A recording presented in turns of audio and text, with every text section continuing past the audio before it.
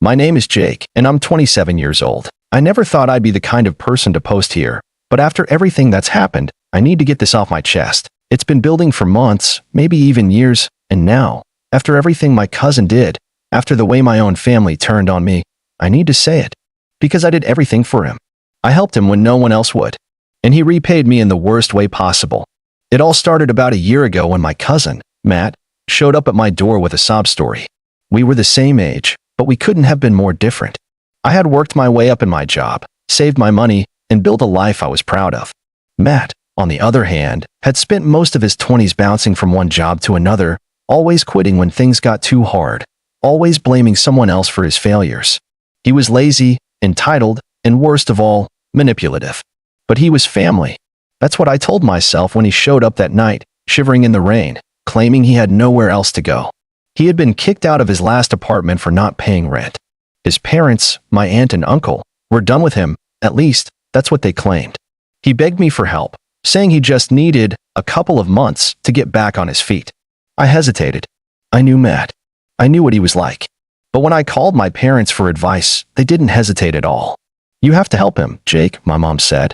You're family. It's just temporary, my dad added. You've got a good job. You've got space. What's the harm? So, like a fool, I let him move in. At first, things weren't too bad. He acted grateful, overly grateful, actually. He kept talking about how he was so lucky to have me, how he was going to turn things around. But within a week, his true colors started showing. He didn't clean. He didn't cook. He didn't contribute to anything. Instead, he sat on my couch all day, watching TV or playing video games. When I asked him about getting a job, he always had an excuse. I've been applying, man, he'd say with a dramatic sigh. It's just tough out there, you know? Weeks turned into months. Rent came and went, mine, not his. He never even offered to pay for groceries.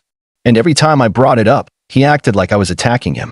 I thought you understood, he'd say, shaking his head like I was the worst person in the world. You know what I've been through. And my parents? They took his side. Every time. You need to be patient, my mom said. He's trying. You're being too harsh, my dad added. Not everyone has it as easy as you. Easy. Right. But the worst part? The car. I had an old but reliable car that I wasn't using much since I worked remotely. Matt, of course, didn't have one. He had wrecked his last car years ago, and no one in the family trusted him with theirs. So when he started whining about needing to get around, I let him borrow mine. Borrow. That was the key word. I never gave it to him, never transferred the title, never said, here, it's yours. I just let him use it. And he used it a lot. Too much, honestly. At first, it was just for job interviews, or so he claimed. Then, it was for errands. Then, he started driving it like it was his own personal Uber, going out all the time, staying out late, and leaving me without a car when I actually needed it. Dude, chill, he'd say whenever I brought it up. You barely use it. Why does it matter? And when I push back, you're being selfish. Somewhere along the way, he started acting like the car was his. He left his stuff in it, changed the radio presets, even got a little keychain for the fob. I should have seen the signs. But I was still clinging to the hope that he'd eventually pull himself together. I was wrong. One night, I was out with a few friends when I got a text from my buddy, Chris. Hey man, didn't you have an old Honda? Pretty sure I just saw it on Facebook Marketplace. I laughed at first, thinking he was joking. LOL. What? Not joking, dude. Same year, same color. Looked just like yours. Listed under some guy named Mike. My stomach dropped. I excused myself and clicked on the link Chris sent. And there it was. My car. My car, listed for sale. The photos showed it parked in a random driveway, with a caption that read, runs great. Need gone ASAP. Serious buyers only. The asking price? A couple $1,000s. I felt my hands clench into fists. There was no way, this was real. I stared at the pictures, my brain scrambling for some kind of explanation. Maybe it was a coincidence? Maybe someone else had a car just like mine? But then, I zoomed in on one of the pictures. And I saw it. Hanging from the rearview mirror was the same stupid keychain Matt had bought a few weeks ago. The same one he had bragged about, saying it made the car feel more like his. I felt a cold wave of anger crash over me. I got up, left my friends behind, and headed home. I needed answers. And Matt was about to give them to me.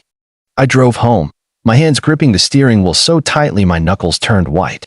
My mind raced through every possible explanation, but no matter how I tried to twist it, I kept coming back to the same sickening conclusion. Matt had sold my car. My car.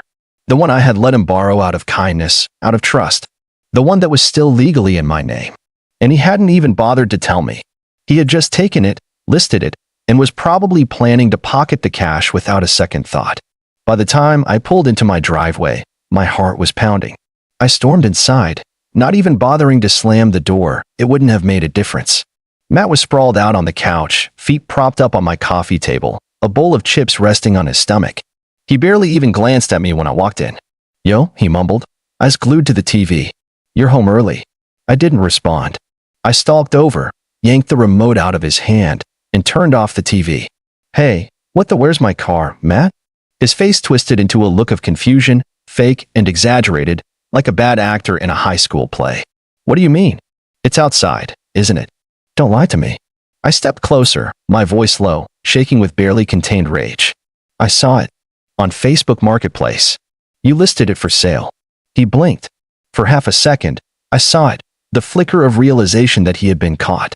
But just as quickly, he slipped into his usual routine, that smug, dismissive attitude that had gotten him out of trouble so many times before.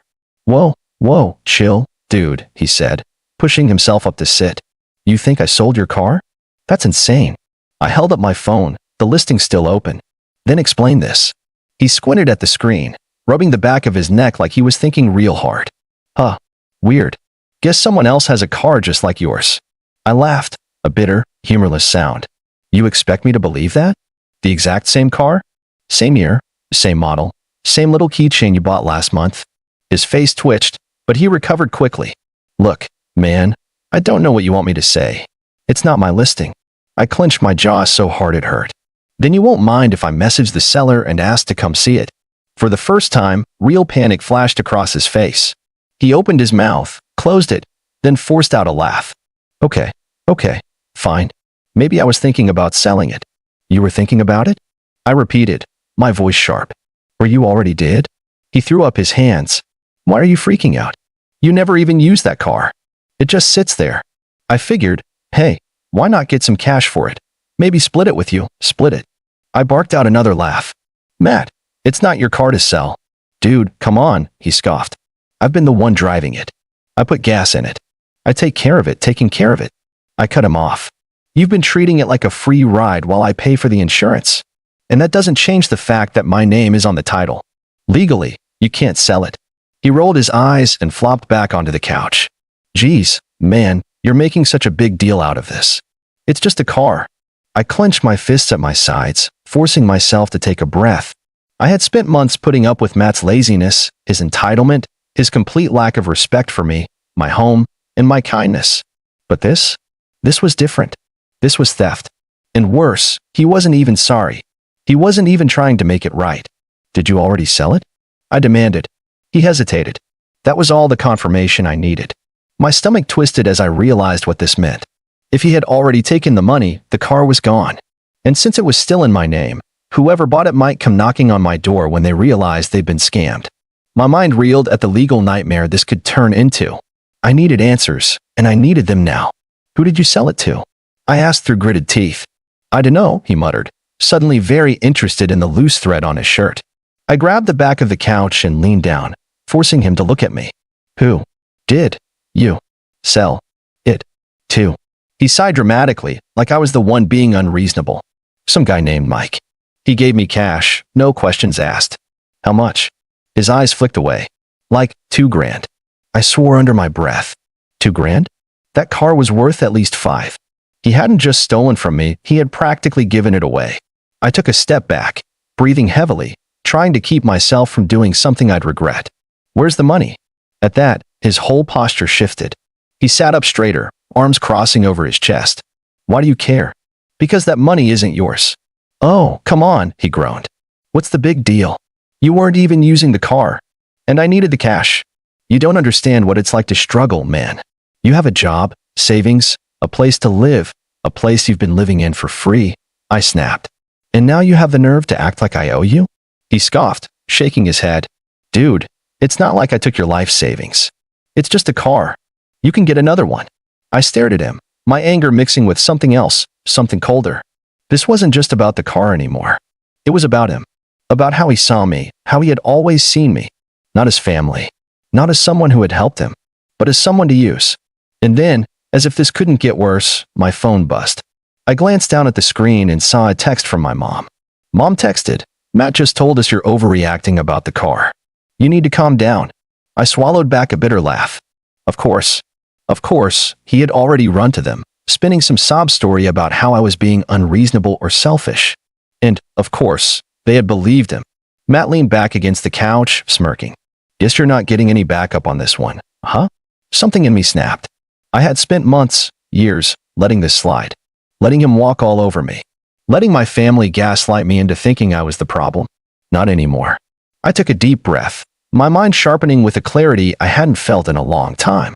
"No," I said, my voice calm. "But I don't need backup." Matt frowned, sitting up slightly. "What's that supposed to mean?" I didn't answer. Because I had just made a decision. I was going to fix this. And Matt wasn't going to like how. I didn't say another word to Matt. I just turned on my heel and walked straight to my room, slamming the door behind me. My heart was pounding so hard I could feel it in my ears. This wasn't just some stupid argument anymore. He had committed theft. And worse, my family had already taken his side, acting like I was the one being unreasonable. But I wasn't about to let this slide. Not this time. I grabbed my phone and did a quick search. What to do if someone sells a car in your name? The results were exactly what I expected. Since the car was still legally mine, Matt had zero right to sell it. That meant whoever had bought it had, technically, been scammed. And that meant I had every right to go after him legally. Without hesitating, I dialed the non-emergency police number and waited as the line rang. "Local police department. What's your emergency?" "I need to report a stolen vehicle," I said, forcing my voice to stay calm. "My cousin sold my car without my permission. It's still in my name, and I just found out about it." The dispatcher asked me a few questions. What kind of car? When it was sold? Who had bought it? I gave them everything I knew. The make, the model, the year, even the details of the guy Matt had mentioned, Mike. After a pause, the dispatcher said, "Since the car is legally in your name, this is considered fraud and theft. We'll send an officer to your address." I hung up, exhaling slowly. My hands were still shaking. Not from fear. From rage. I stepped out of my room and found Matt still lounging on the couch, scrolling through his phone like nothing had happened. He didn't even look up. "Hey, just so you know," I said, my voice deceptively casual. "I called the cops." That got his attention. His head snapped up, eyes wide. "Wait, what?" "You heard me. The police are on their way. Since you sold the car illegally, it's theft." His phone slipped from his hands and landed on the floor with a dull thud. "Dude, are you serious?" "Dead serious." "You called the cops on me?" He shot to his feet, his face turning red. "Are you insane? What is wrong with you?" I folded my arms. "What's wrong with me? You stole my car. You sold it. You lied about it. And now you're acting shocked that there are consequences?" His mouth opened and closed, but nothing came out. For the first time since this all started, I saw something in his expression I hadn't seen before. Fear. Then, right on cue, we both heard the sound of a car pulling up outside. I walked to the window and peeked through the blinds. A black and white police cruiser had just stopped in my driveway. Two uniformed officers stepped out. Matt took a step back, his face draining of color. "Dude, just tell them it was a misunderstanding, okay? We can figure this out without the cops." I turned to face him, my expression cold. "Should have thought about that before you stole from me." Before he could say another word, there was a knock at the door. I opened it. "Are you the one who called?" one of the officers asked. "Yeah," I said. "Come in." The officers stepped inside, their gazes flicking between me and Matt. One of them, a middle-aged guy with a thick mustache, pulled out a notepad. "You reported that your car was sold without your permission?" I nodded. "Yeah, it's still legally mine. He had no right to sell it." Matt let out a nervous laugh. "Guys, come on. This is just a family thing. No need to get the law involved, right?" The second officer, a younger woman with sharp eyes, glanced at me. "Who has the money from the sale?" I didn't hesitate. "He does." Both officers turned to Matt. He raised his hands in surrender. Okay. I have it, all right? Look, I needed the cash, and I thought he'd be fine with it." "Doesn't matter," the mustached officer said flatly. "Since the car is in his name, selling it without permission is illegal. That money doesn't belong to you." Matt looked at me, eyes desperate. Come on, man, do you really want to do this? I crossed my arms. Give me the money. He hesitated, then let out a long sigh before trudging to his room. A few moments later, he came back with a wad of cash. He practically threw it at me. There. Happy. I ignored him and counted it. $2,000, just like he said. I turned back to the officers. Now I just need to get my car back. The younger officer nodded. Since you know who bought it, we can go with you. If the buyer refuses to return it, you may need to take legal action, but since the sale was fraudulent, there's a good chance he'll cooperate. I grabbed my keys. Let's go. Matt flopped back onto the couch, arms crossed, looking like a sulking child. This is such bull, I cut him off with a glare. You better be here when I get back. The drive to Mike's house was tense. I followed the cops in my car, the stolen money sitting on the passenger seat. When we finally pulled up to the address Matt had given me, I saw my car parked in the driveway. Mike answered the door after a few knocks. He was a stocky guy in his mid-30s, looking confused when he saw the cops. Can I help you? The mustached officer got straight to the point. Sir, we're here about the car you recently purchased. Mike's face shifted. Oh, man, this about the kid who sold it to me? Yeah, I had a weird feeling about that. He was real eager to get rid of it. I stepped forward. That car is still in my name.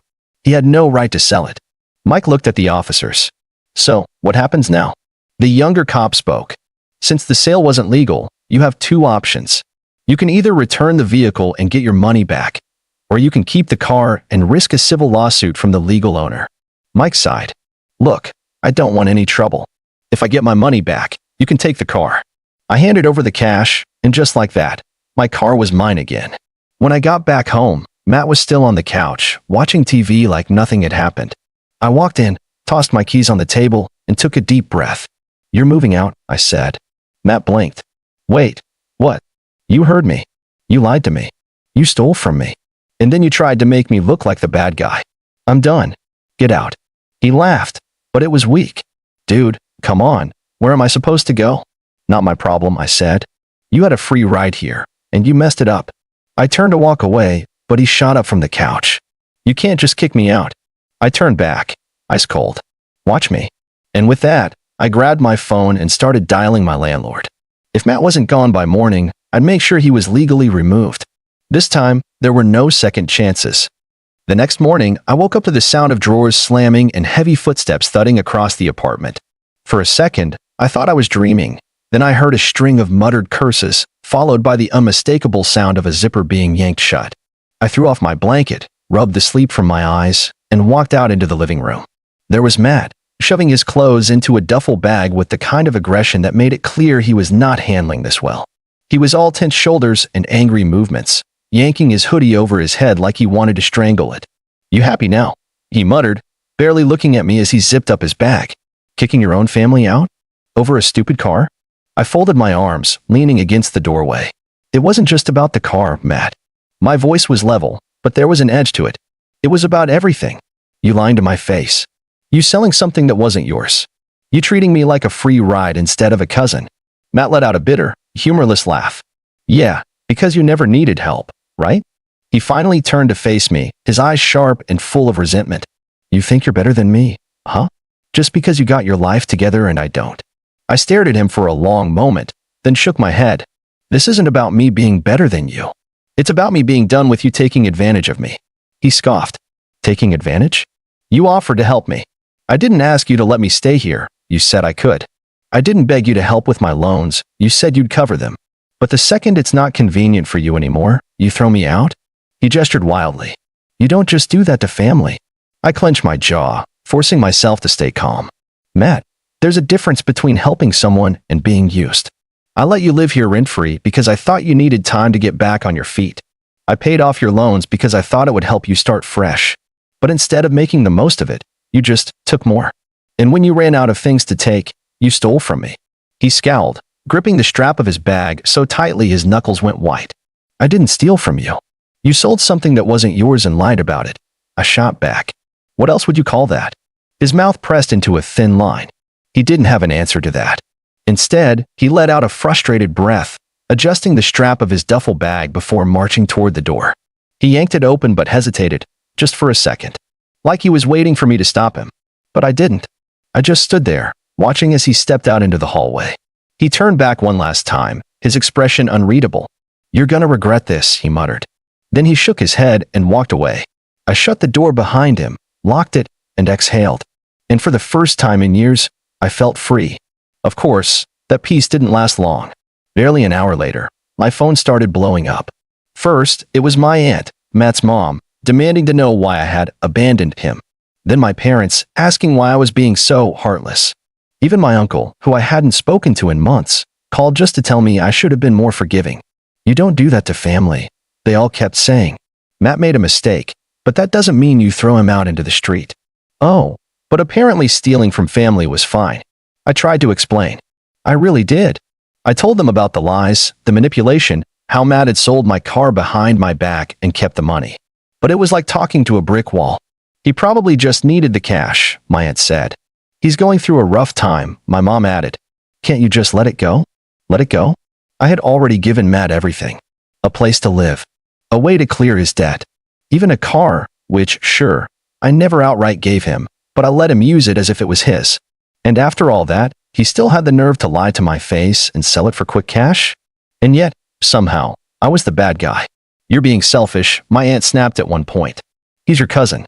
He needed you, and you just, what? Kicked him to the curb?" I let out a humorless laugh. "Selfish?" I repeated. "I let him stay rent-free for over a year. I paid off his loans.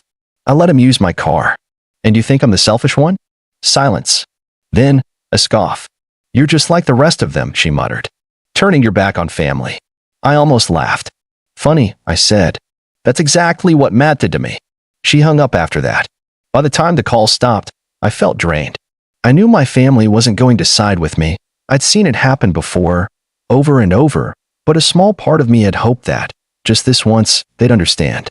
That maybe they'd realize I wasn't in the wrong. But no, Matt played the victim, and they ate it up. It wasn't fair, but honestly, I didn't care anymore.